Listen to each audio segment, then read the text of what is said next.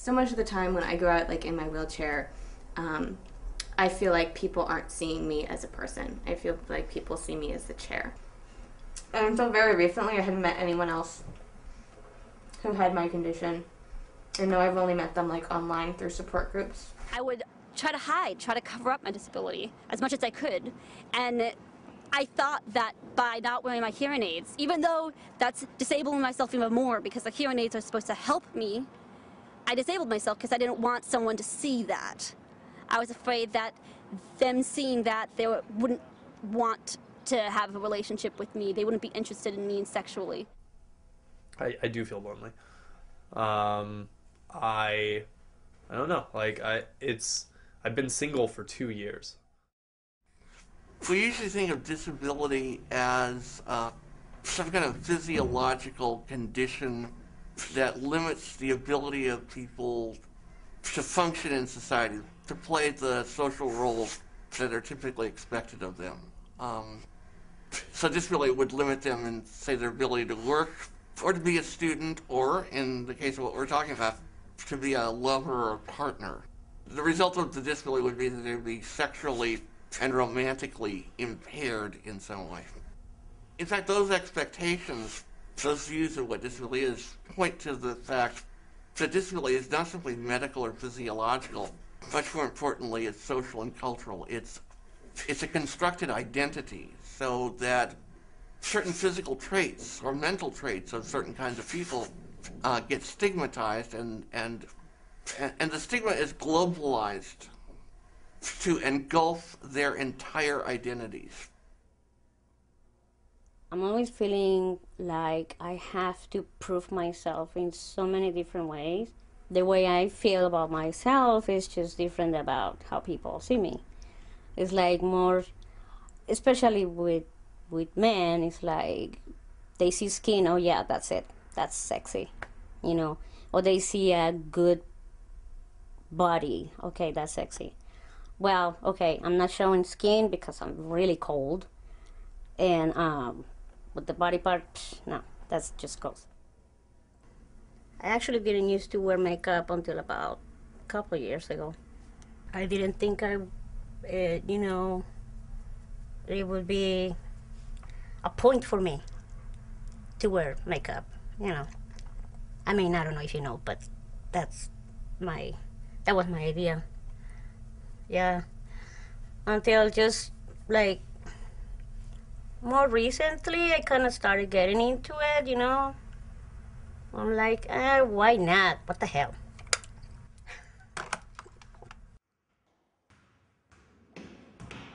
I actually studied disability rights and performing as a disabled person in college. I went to a very hippie college called the Evergreen State College in Olympia, Washington, and could create your own majors. And one of the things I watched was this documentary about disability and sexuality, and I remember just going, hey, you know what? I do have all those needs that everyone else has and desires, and it's okay to feel that way. You know, our symptoms and our disabilities are the things that people notice first about us, but they may in fact be the least interesting things about us. I was dating this girl for a while, and we had just had sex that day, and then afterwards she suggested we have sex in my wheelchair. The fact that it was her idea was awesome, and the reason that it is, beyond like the whole novelty of it, is that it's actually an ultimate act of acceptance. Instead of saying, I'm dating you and I'm fine with you being in a chair, but if she's having sex with you in your chair, it's not, oh, it's fine, I'm okay with it. It's, I like it, accept it, and it's actually something that I'm interested in. For me, in general, I would much rather take my time finding somebody that I really want to date. I've gone on dates with plenty of people, and I've gone on second dates, but I want to make sure that I found the right person before I start to commit. So what I do is I tend to flirt a lot. Like, I tend to hang out with a lot of people to test the waters and to see what they're like. Meet a lot of cool people, and it's fun, which is really what matters for me. My only hope is that I don't break any hearts. Well, I think I've taught you, if I may be so bold, I've taught you. What do you think you've taught me about sex? I don't know what specifically I've taught you about sex, but I think in general, I feel like I can teach able-bodied people. Sex doesn't have to be like intercourse. Sex doesn't have to be, penis and vagina sex. It can be, for me, basically, sex is anything that, gives me sexual pleasure that I can get off on, I'd like to think I have like sort of a wider definition of what constitutes sex.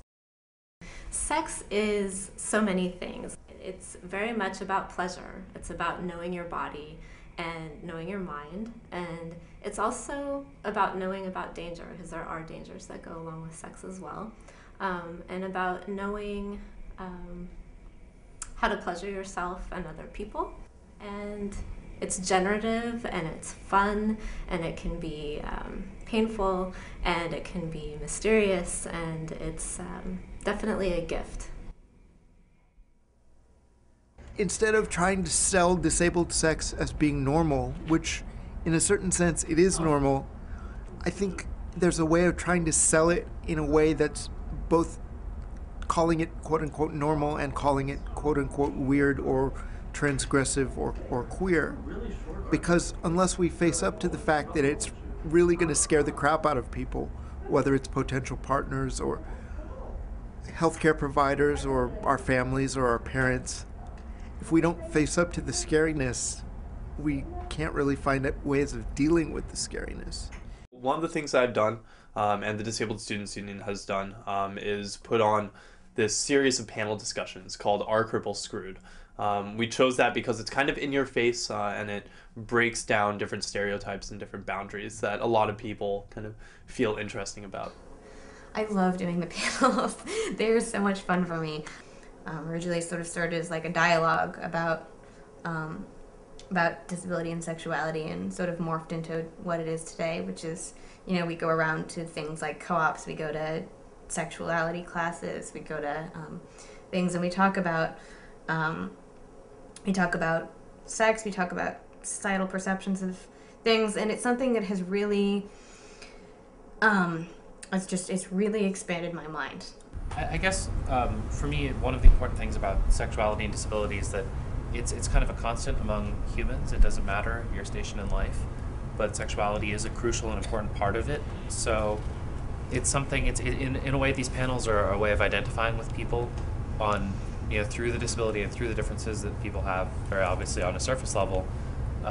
It's finding a common ground that you can really feel, just in that everybody has sexual frustrations that are similar enough. Making that transition from like, okay, I'm doing all this stuff and like certain people are attracted to me, to all of a sudden like I'm in a chair and for a solid year afterwards, I still identified as that guy. Like for I'd say a year and a half after my accident, like one of my main things was, okay, like I'm still like the biker, like I'd still go on biking websites and I'd still do that. But eventually, I just kind of said, okay, like, I'm a political nerd, and I'm going to go to college. You guys probably noticed that I'm dressed really provocatively today, and this is something I like to do when I do panels, because, partially because I really like to challenge people's, like, preconceived notions about what it means to be, like, disabled and a woman, and it's like, oh, there's a girl in a wheelchair. Oh my God, she's hot. Oh no, like, my preconceived notions, This is so confusing. American culture, Western cultures in general, have become much more open and frank about sexuality. That's happened too among people with disabilities, so that disability, which was once a taboo subject, is much more openly talked about, and people with all kinds of disabilities have been much more assertive in claiming their sexuality and their right to be sexual. Disabled people, and myself included, are represented horribly in the media. I mean, in movies, in literature, in books, in TV, you never even see a crippled guy have a girlfriend. He's a great comic from over in San Francisco, goes to SF State. Everybody please give it up for my good friend, Jackson McBrayer. I have cerebral palsy, which is awesome, because right now my leg is twitching, which is making me better at sex. I think that people view me as sort of a self-appointed spokesman for disability and sexuality, because that's what I talk about, and the reason that I talk about it is because very few people are.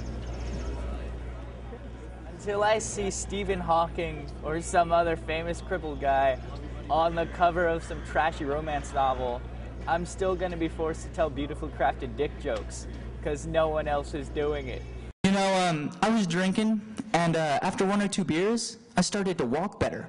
So I asked my doctor about it. It's like, well, Jackson, you have cerebral palsy. Anything that releases your muscles will help you walk better. Like 1 or 2 beers, an orgasm, or a joint. It's like, really, Doc? You mean I could get medicinal blowjobs? When I tell a joke, I try to make it, you know that it's from the heart. And you know that I have these, like, same needs and wants as other human beings. Getting to see disabled people as being sexual is part of, like, basically bringing them back into the human race and making them into, like, real people again. If I can help explode the paradigm that says that everything about me that isn't my body works and everything about me that is my body doesn't work, sex can explode that. Sex is desire, inspiration, life-changing. Touching, feeling, kissing. Intrigue, it's exploring unknowns, it's very emotional. Sex is surrender, sex is communion, sex is being alive.